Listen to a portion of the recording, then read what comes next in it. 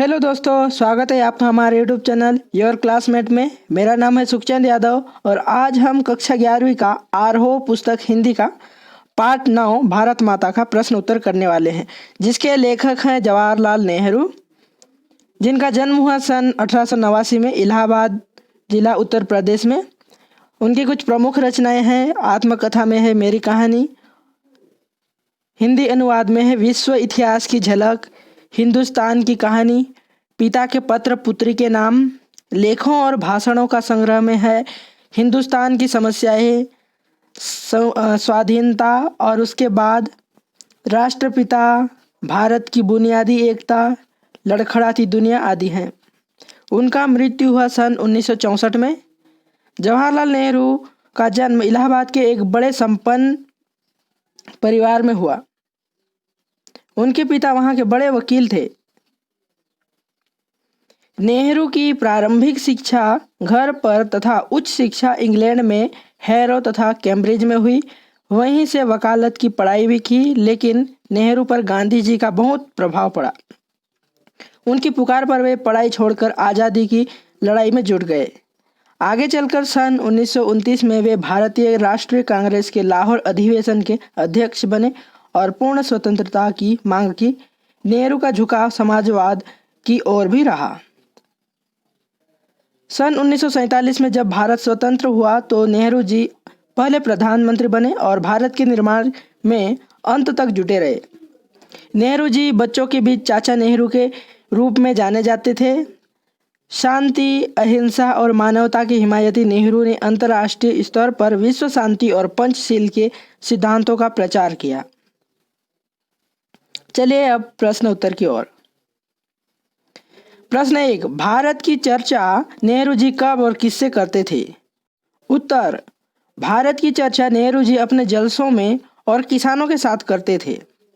प्रश्न 2, नेहरू जी भारत के सभी किसानों से कौन सा प्रश्न बार बार करते थे? उत्तर, नेहरू जी भारत के सभी किसानों से 3 प्रश्न बार बार करते थे। भारत माता की जय नारे का क्या अर्थ है? भारत माता कौन है? धरती का अर्थ कहां से है? प्रश्न 3, दुनिया के बारे में किसानों को बताना नेहरू जी के लिए क्यों आसान था? उत्तर, नेहरू जी के लिए किसानों को दुनिया के बारे में बताना आसान था, इसके निम्नलिखित कारण हैं। महाकाव्य व पुराणों की कथा कहानियों से किसान पहले से परिचित थे। तीर्थ यात्राओं के कारण देश के चारों कोनों पर है। कुछ सिपाहियों ने प्रथम विश्व युद्ध में भाग लिया था। कुछ लोग विदेशों में नौकरियां करते थे। 1930 की आर्थिक मंदी के कारण दूसरे मुल्कों के बारे में जानकारी थी। प्रश्न 4, किसान सामान्यतः भारत माता का क्या अर्थ लेते हैं? उत्तर, किसान सामान्यतः भारत माता का अर्थ अपने देश भारत की धरती से लेते थे। प्रश्न 5, भारत माता के प्रति नेहरू जी की क्या अवधारणा थी?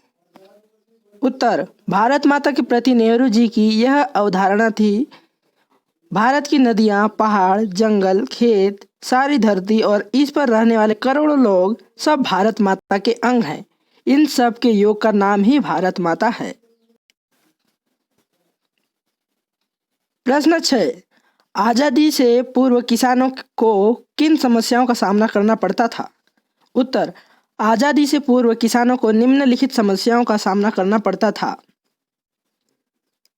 पहला, गरीबी और कर्जदारी, पूंजीपतियों, जमींदारों तथा महाजनों द्वारा ज़्यादा कर्ज लेने की और लूटने की समस्या, पुलिस के अत्याचार, लगान की समस्या।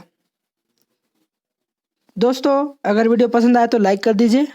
अगर आपको लगता है कि वीडियो अच्छा है और दूसरे को भी शेयर करने लायक लग रहा है तो शेयर कर दीजिए। और अगर आप हमारे चैनल में नए हैं तो प्लीज़ सब्सक्राइब कर दीजिए। Thank you for watching. जय हिंद, वंदे मातरम।